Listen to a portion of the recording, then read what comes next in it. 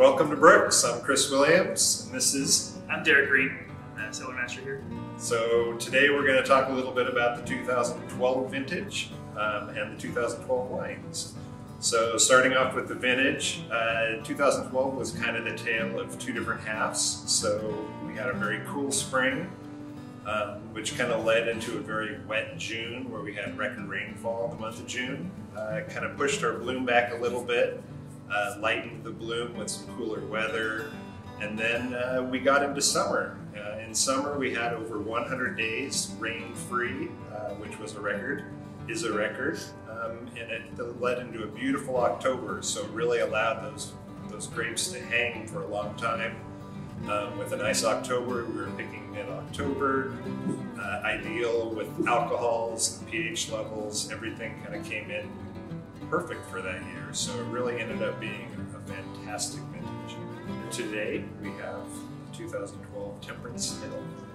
So Temperance Hill, we've been making a single vineyard Temperance Hill since 2009. We actually worked with Di Crisp, who manages the vineyard, back in the early days when he was the vineyard manager of Will Kinsey. So we waited for a few years until fruit finally became available. And in 2009, we locked up some old vine Pommard and some 90s planted 777. So two fantastic blocks that really produce very floral, aromatic wines, very perfume-like. That's one signature, I think, for every year Temperance Hill has. In 2012, this is still a time when our 777 block was doing very well and not showing any signs of anything, and our Pommard, I believe, was just starting to show a little bit of phylloxera. Since then, we've gotten a lot more phylloxera throughout the Pommard. We've been continually trying to kind of replant parts of that, and the 777 now has phylloxera, so that block is starting to really show the signs of that. And so fortunate to have some of these older wines from this vineyard, because these particular plants will never be available again once they die out and they're planted. And so with those early 80s Pommard, just fantastic plants, really showing a great point at this time still. Absolutely. One thing that always strikes me about 2012s is just the balance that they have. Everything is so well integrated. It just it all carries through this perfectly together. Good tannins, moderate alcohols, good acidity.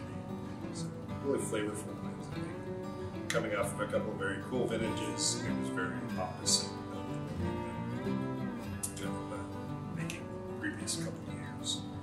But that's really the great part about vintage, is how different they can be from year to year. We have the 2012 Brooks Estate Riesling.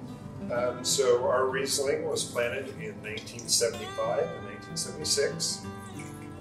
Self-rooted vines, nice deep joy soils in the bottom corner of our property.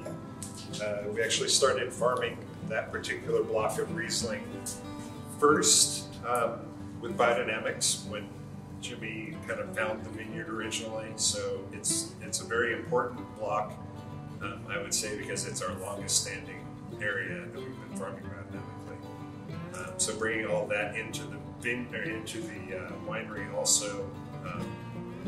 This is a native fermented wine, done in the kind of top of dry scale. It's great acidity to the vines. I mean, that's one thing the estate never lacks in, is acidity. Just this particular wine from vintage to vintage really excites me.